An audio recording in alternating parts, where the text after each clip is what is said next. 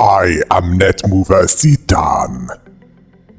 I shall finally move on to the lore of the facility itself, starting with the upper layer. I'll be working down as I go along, but for now, it's this layer. Aziyah, a spiritual world. This represents purely material existence. It is known as the world of action, the world of effects, or the world of making.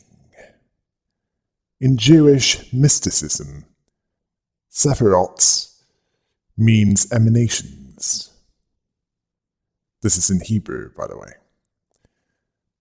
10 attributes or emanations in Kabbalah, through which Ein Sof, sorry if I butchered the pronunciation, or the infinite reveals themselves and continuously creates both the material realm and the chain of higher realms. Sephirah is the singular. This is the upper layer, which contains the more conscious of divine emotions. Within this layer are 4 departments: control, information, training, and security. The control department provides greater movement speed for all employees while it's working. Even more so for those that work in that department for long enough. As for those, well, within it, what they do, they monitor employees and abnormalities and plan the best course of action, giving orders to other employees while watching the CCTV feeds. I really hope there aren't any cameras in the bathroom, as that's abusing the system waiting to happen. Oh, who am I f***ing?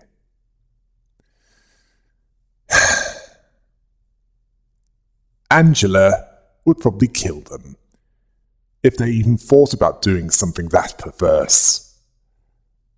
Projects undertaken by this department include the TT2 protocol, a protocol involving time track tech that allows the flow of time to become twice as fast as normal speed, from the manager's perspective. Joint Command, which allows for cross-divisional work orders between departments, useful in the event that most of a department is dead and an abnormality needs to be worked on quickly. The last thing that could be researched is Assembly Summons. This project makes the agents of a department go back to their main rooms when ordered to. Using beepers? What is this, the 1980s? In our world, I seem to remember them being phased out by a mobile phone app. Malkuth. In Kabbalah, this means kingship, humility. All others flow into Malkuth, and is the final revelation of the divine, the receiver and the giver. This is one of 2 that is specifically feminine. As a principle in Kabbalah that describes a vessel that receives the outward male light, then inwardly nurtures and gives birth to lower Sephiroth. It is said to connect and balance the forces of all the other Sephiroths, and to link God's presence to the world. As for her story, it's not as simple as that. She was once Elijah. On that day, the day that she joined the team at Lobotomy Corporation, she was nervous and said that she'd try her best to help the team, even though she misplaced a report that she was writing. At times, she was busy, where she still hadn't finished half of what was written in her notebook. She heard an extraction experiment would be conducted. She was not on the list of participants of it. She understood that there must be tons of reasons behind that, and she might not be good enough for the experiment yet. Yet she requested to join the experiment as well. She learned a lot there, and was sure that she could help in some way, and that she wouldn't disappoint. According to A, Elijah was impatient, which caused common mistakes. She did a long, winding explanation of why she needed to finish the experiment, but in the end she didn't remember. She said that she wasn't authorized, but had a strong desire in her eyes. She obsessed it, craved it. The sound of her footsteps made others turn around.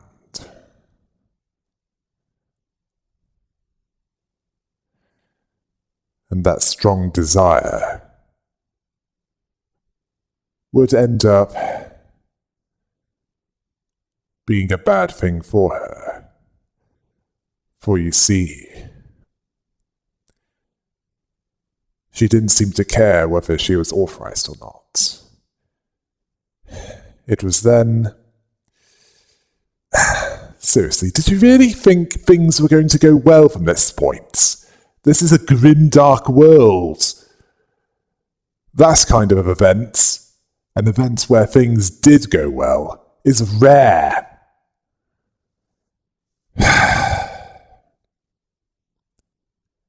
She couldn't access Cogito with her authority. She could only record the change of her subjects. It wasn't ready for humans. By the time A realized what was going on, that she had injected herself with Cogito without authorization.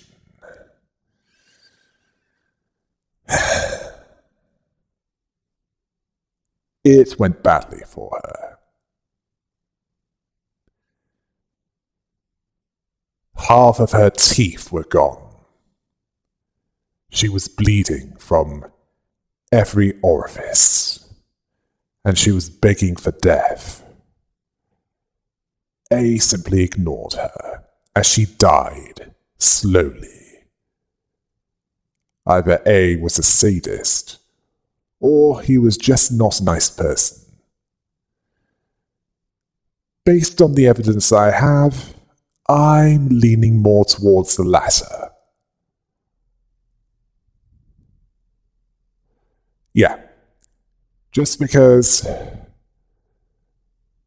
someone isn't a nice person, it doesn't mean that they're psychopaths.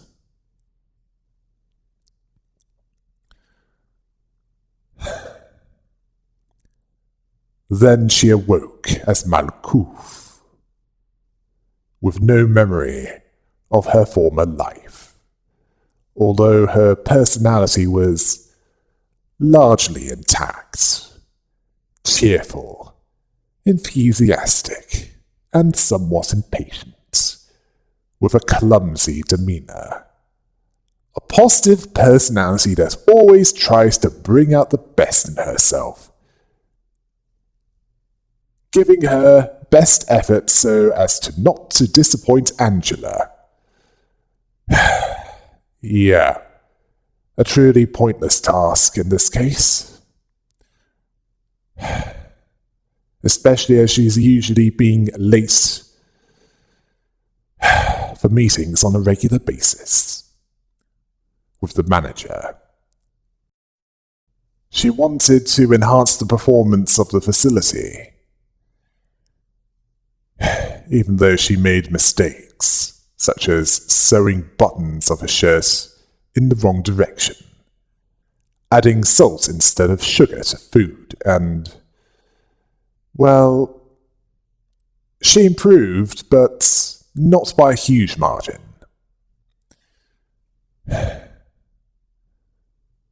Although she did disregard the screams of those that couldn't take it anymore, willing to take care of those that have no chance of them recovering.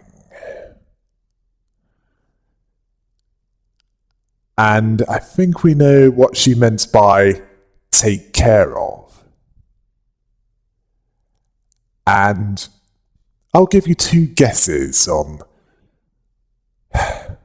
what that meant. She's aware of entities creepier than abnormalities. She sometimes feels them when walking along the corridors. Drills do no good when seen. There's nothing known about them. No plan can control the unknown.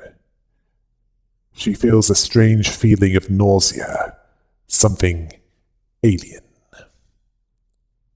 Regardless, she said that her to-do list was always full, but she believes that she'll do it eventually.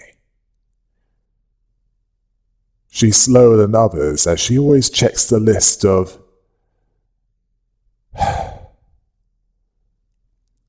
well, she either checks that or misses something important, which is why she has her notebook with her at all times, one that's almost worn out. It's with her since she began working in the control team. She believes that Angela worries about her sometimes. But Malkuth believes that she's in control. Sorry, I can't say that seriously. Believing that she was born for the job, that she'd be fine working in another department if the job was similar.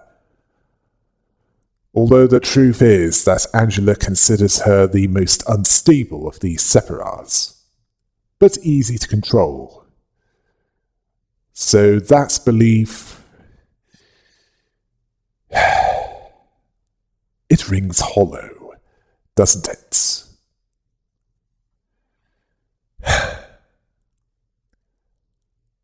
I mean, would you trust someone that's unstable but is easy to control? And as you can tell, I still struggle with English. Isn't that encouraging?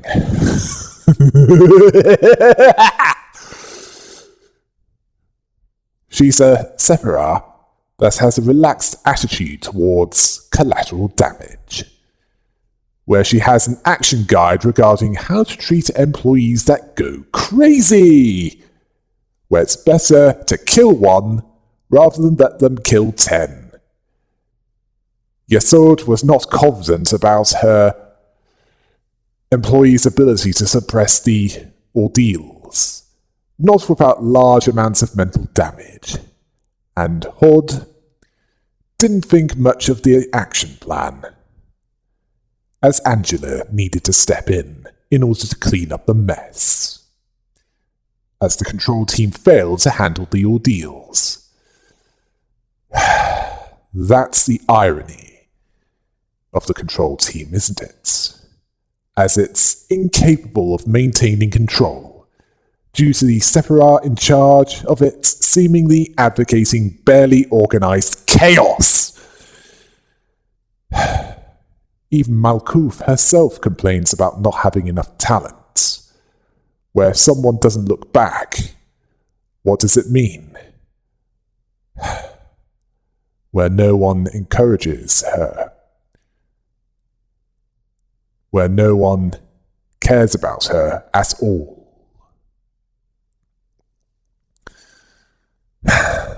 Remember what I said earlier about the Douglas Adams definition of president? When she has a meltdown, she randomizes works, even works normally unavailable to that abnormality, such as that which activates the special ability. So instead of instinct, insight is worked on. Each grip-off level will re-randomize the works.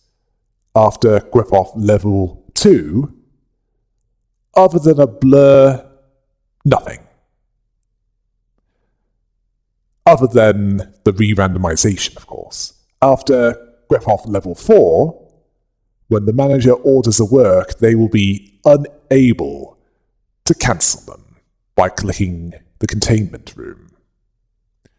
So those that start a work, they'd better hope they choose one that is good for that abnormality. Otherwise, there's a risk of that agent dying or going insane and then possibly dying.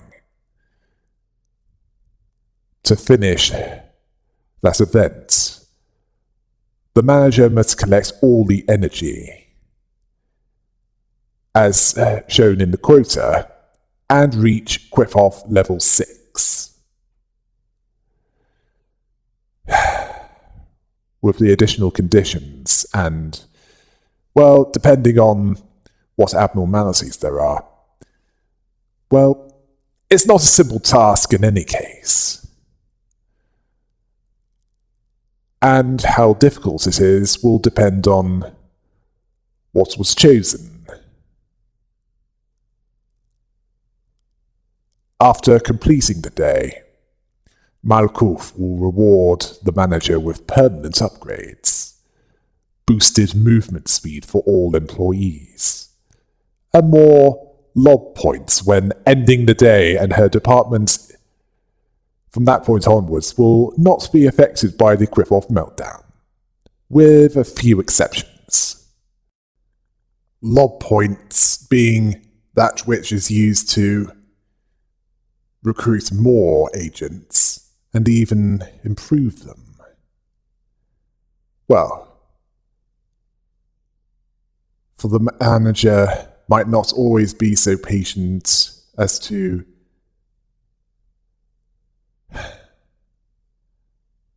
train up their attributes by getting them to work on abnormalities.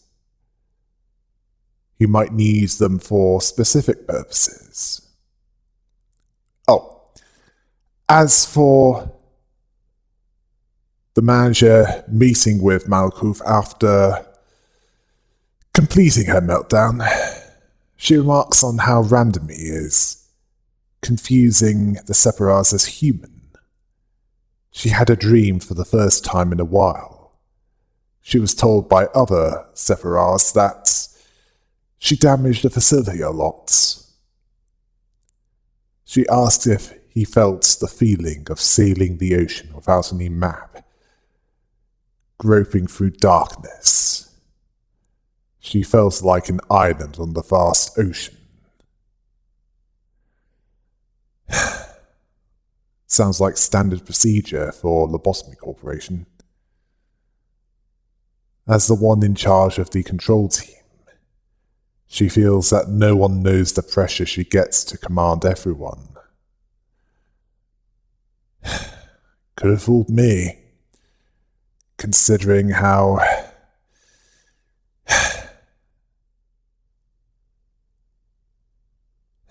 they seem to lose their minds and you have to put them out of their misery.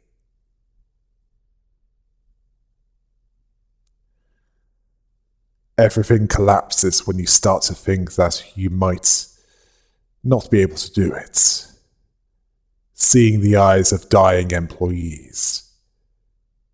She advises him not to avoid them, saying there's nothing that can be done for them, or to be sorry for the dying sacrifices, or to blame himself thinking that he could have done better. Only after he sees things the way they are can he also see other things. He overcame unavoidable ordeals, possibly originating from her. She had doubts that he'd make it. They can't change the past. She's honest when she says that she doesn't expect him to be a shining beacon, or that the facility will become peaceful and warm.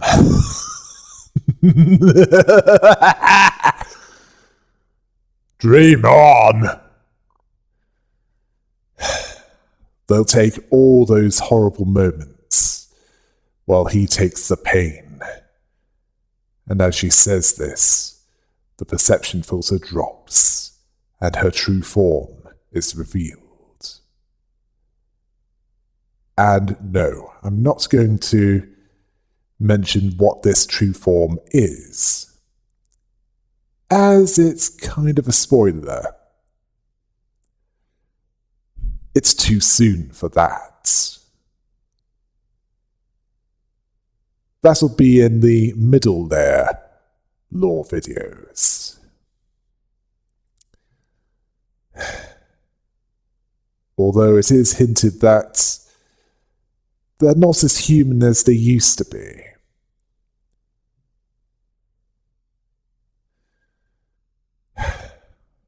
But they used to be human. Malkuth. She was She was so desperate to impress A that she ended up dying in a painful way.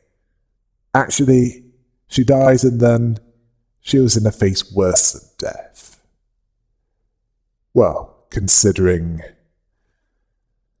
where she is now, and the nightmare that she's facing. Well, at least she isn't facing it alone. And I'm not just talking about with the manager.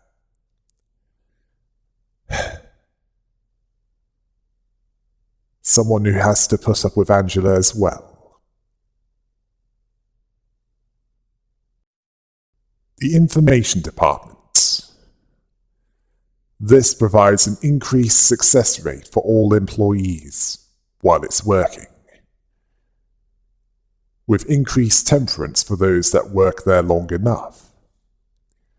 As for the primary function of this department, it's to analyze the abnormalities and profile them.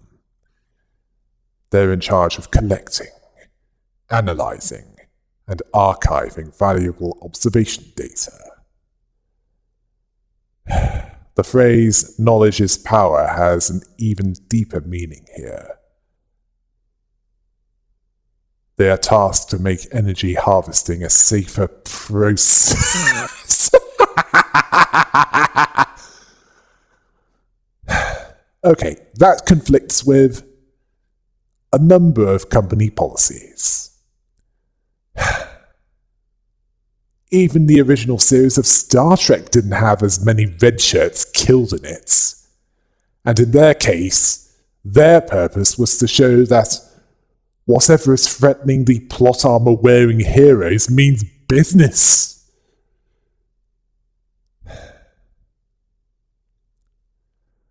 Projects that this department undertakes include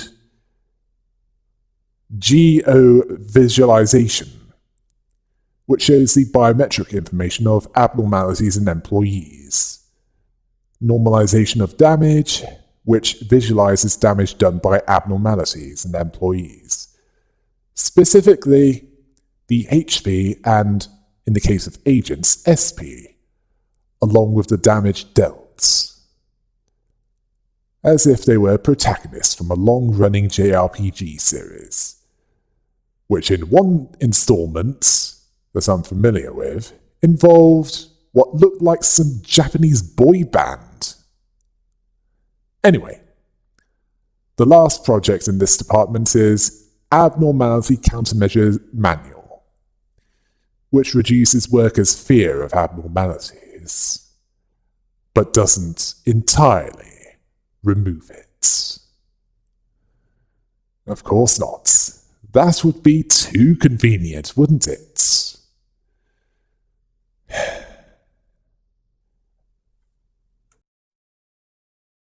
As for the one in charge of this department, it's Yesod.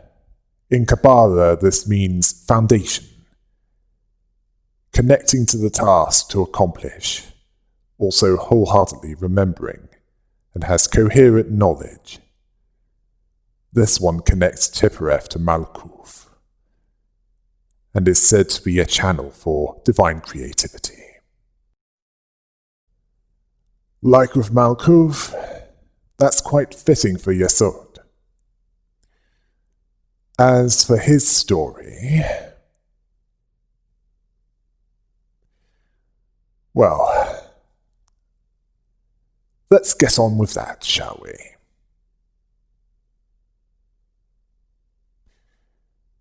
It started after Elijah died. Gabriel, as he was once known as, mentions that Elijah forcibly opened an access-controlled laboratory, especially as A was careless not to put the supply room key back in its place. A might think that he's being too strict, but he was just being honest. He wanted to set up a time for when keys must be returned to prevent it from happening again. Yeah, quite reactive, isn't it? Lobotomy Corporation, I mean, even at that point. Dealing with problems after they happen. He was part of the early experiments. He wore a long-sleeved sweater to prevent chemicals from splashing on his body. A sensible precaution considering what happened to Elijah. He felt tired, but he wanted to prepare the next experiment. According to A, he was more rational than anyone else, unmoved, even after listening to what happened to Elijah. Some said he lacked empathy, but nobody knew that he was festering inside. Maybe it happened, started to happen long ago, ever since Carmen changed the world. Oh, don't worry. I'll be getting to her eventually. Just not in this one, as it's not entirely relevant. But what is relevant is what happened to Gabriel after this. Those of you who have been following through with these lore videos by now will be able to detect a pattern.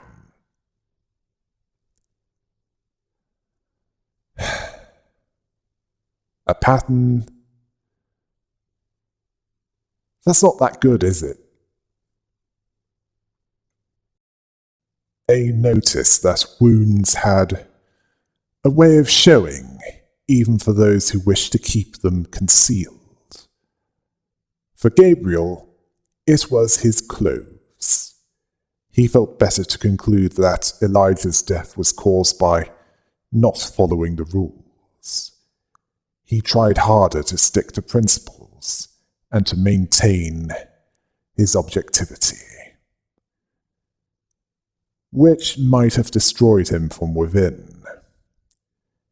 His earnest hope was to not see anyone else die. It didn't happen, unfortunately. And A pretended that he didn't hear the shouts of desperation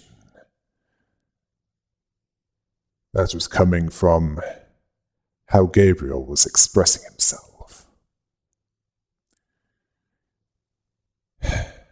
Which was ironic because he slowly became expressionless, not allowing himself even paltry joys. He also couldn't stand having even a small part of his body being exposed, which created a monster that wasn't supposed to exist, although they came too far to go back. I certainly understand him there, as I am mostly expressionless, and I still struggle with language. And no, I don't just mean profanity, I mean language in general.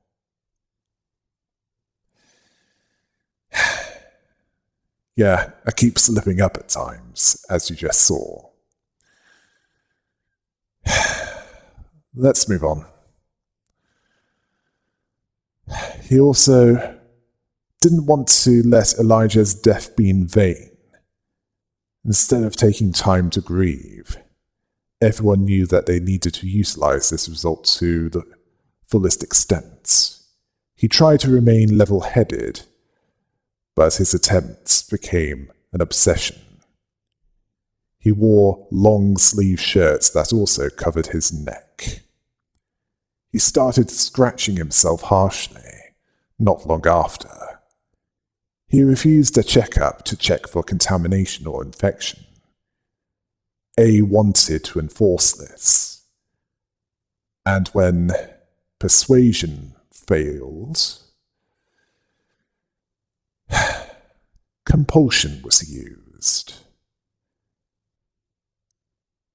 which led to physical force being needed. He was tied up for the checkup, but he resisted so violently, it was hard for them to watch him. He wasn't infected at all, so it was likely to be psychosomatic. He just believed that he was infected, although he kept scratching himself. He did it so badly that he wasn't cognizant to what anyone was saying, and his body was covered in scratches. No one saw him since. He became Yesod after that, strict, uncaring, and logical. But sometimes he limits himself when he overreacts, or just overacts. He examines each situation meticulously and logically, believing that emotions and trust for his employees are necessary. Still, he tries to keep casualties minimized through prevention. He has a complex hallucination that causes him to always stay covered up, not revealing much of his skin or body besides his own head, possibly due to infection caused by scratching excessively, although it's possible that his mental health was considered to be too damaged. Yeah. It's more complex than that initially sounds, but regardless, he has a more serious tone than Malkuth. Seeing the manager as a representative of the company, and his outfit is considered not up to company standard. If only he knew that based on what the standards actually are, they are up to standard. It's just that the standards are quite low. He's in charge of processing and archiving all the data of the company, requiring constant concentration and focus on the job. Like the curators of a library, a single mistake from them could cause a disaster. He sees data as a price in blood and life. Respect should be shown for it. He claims to be a little allergic to revealing clothes, and not the material made from them. or rather the material that they're made of, he just hates them. Although he doesn't know why or since when. It was before he joined the company. Well, he at least believes so.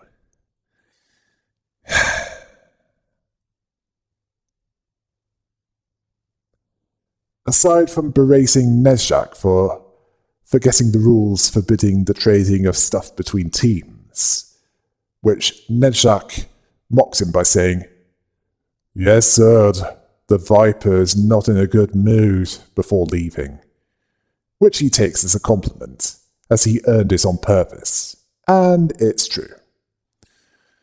I can understand that. I keep mostly to myself as well, although more for the sake of others than mine. He's annoyed when Hod tells him of the frequency of accidents, and fails to see why he should be with the team members after each accident, due to not considering it necessary to do so, as it would encourage them to cry more, and accidents are a regular event, not even considered a half-hearted ceremony, as Hod would put it, to be worth it. He would prefer not to be sentimental and considers himself too good to be shackled by cheap emotions. Cheap emotions that only fuel anger and frustration. I can see the point about that, considering the circumstances.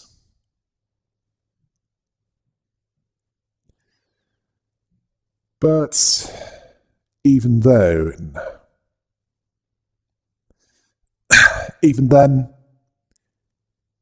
it had an effect. He sometimes sees hallucinations when he changes his clothes, skin covered with festering boils, even though his body is fine. The hallucination doesn't bother him. It's the feeling that it's real. And he's deluding himself into thinking that he has normal skin. None of the others experienced this.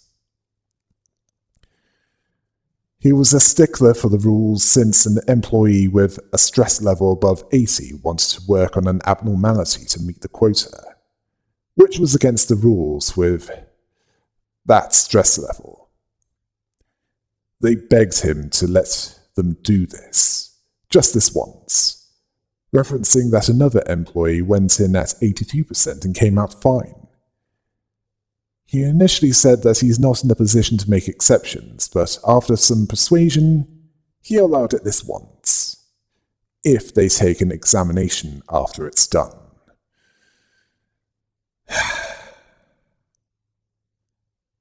Want to guess what happens next? Yep, that's right.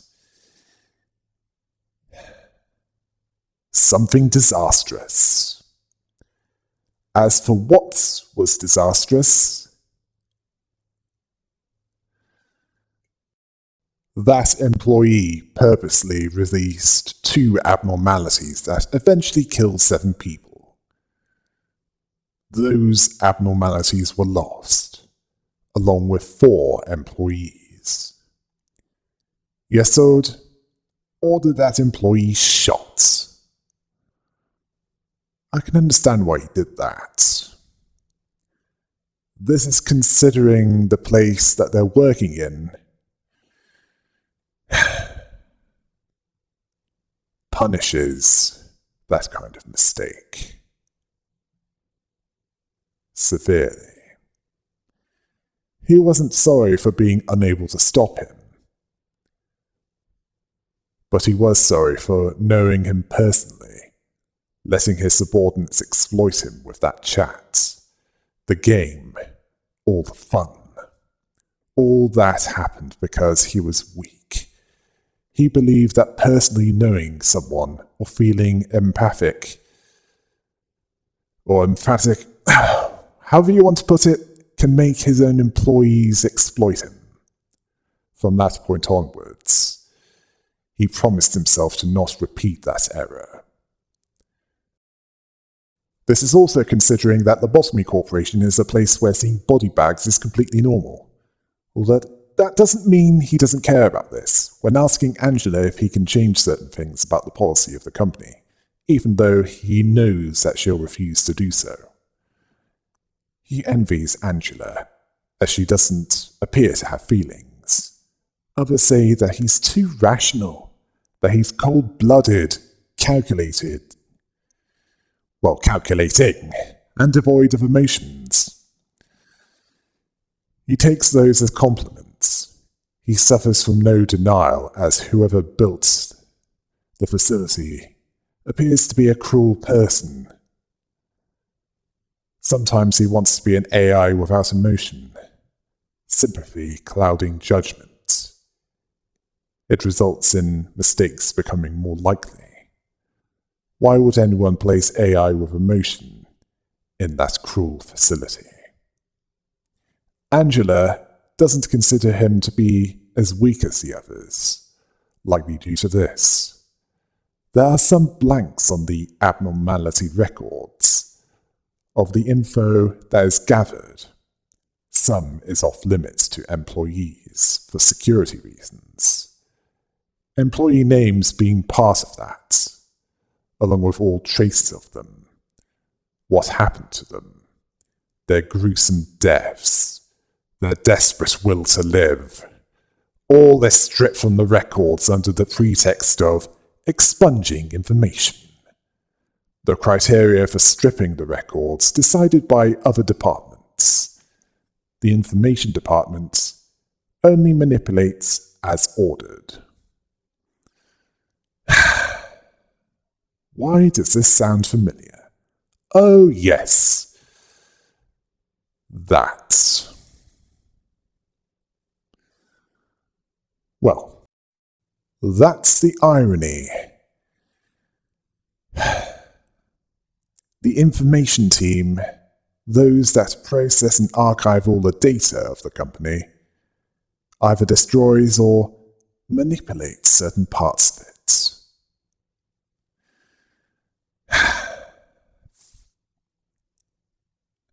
Thank you, George Orwell, for providing a warning for that kind of nightmare. Yeah, that sounds like the Ministry of Truth, doesn't it? Thankfully, it's not at that point in reality, but it could have been worse, couldn't it?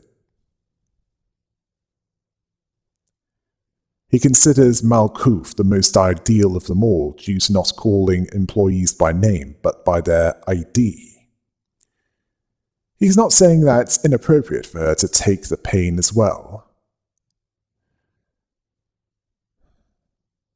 as it's bad taste for any of them to be locked into their forms and to make them repeat their days endlessly.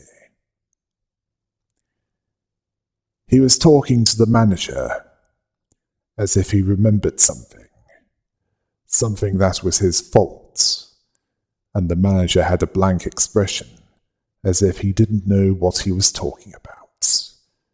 Apparently the manager might be one of their designers. He can only remember a few names of forgotten employees, and despair endlessly. A single breath of air sickens him.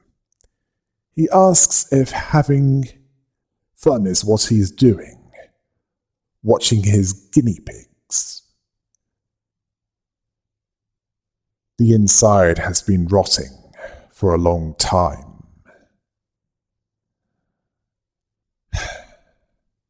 And it eventually got to Yesod.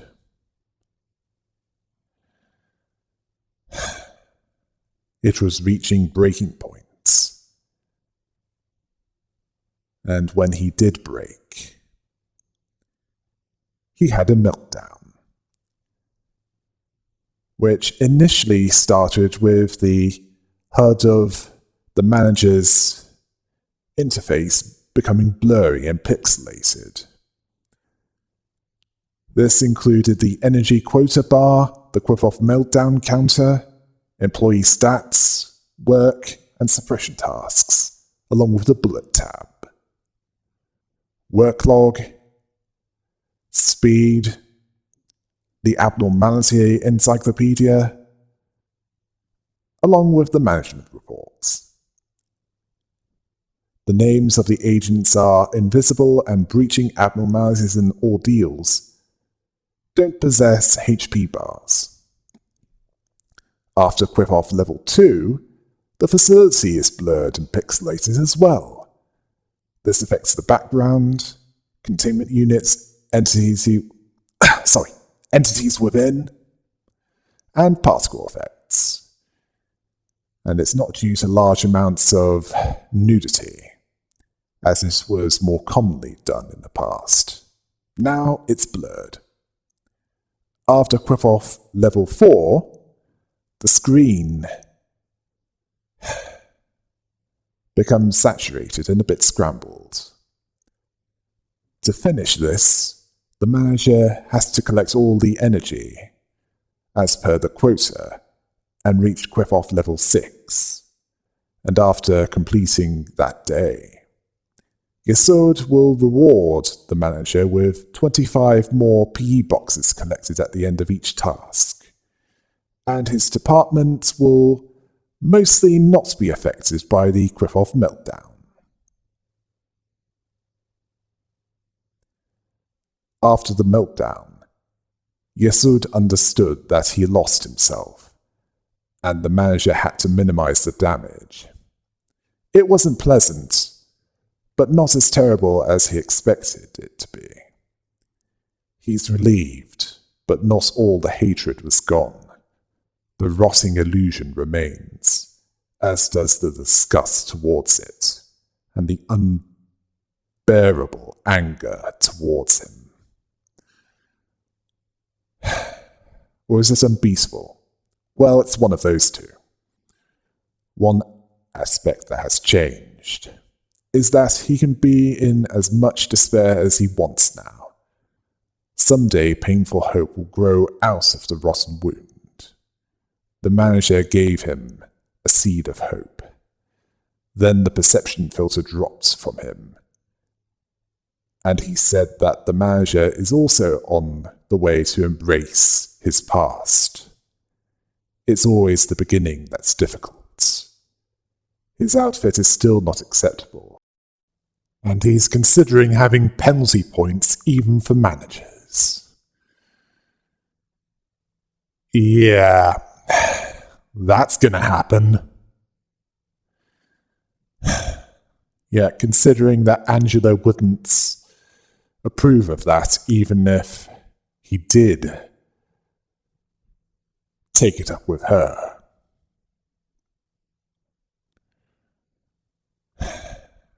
You must be thinking that, seeing as Malkuth is largely unreliable and Yesod is logical but keeps too much inside, could it get any worse?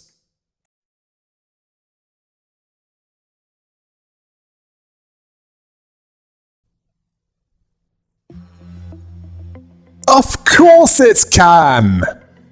There's still 2 departments of the upper layer to cover. I'll save that for part 2. Until next time. Hail the rabbit!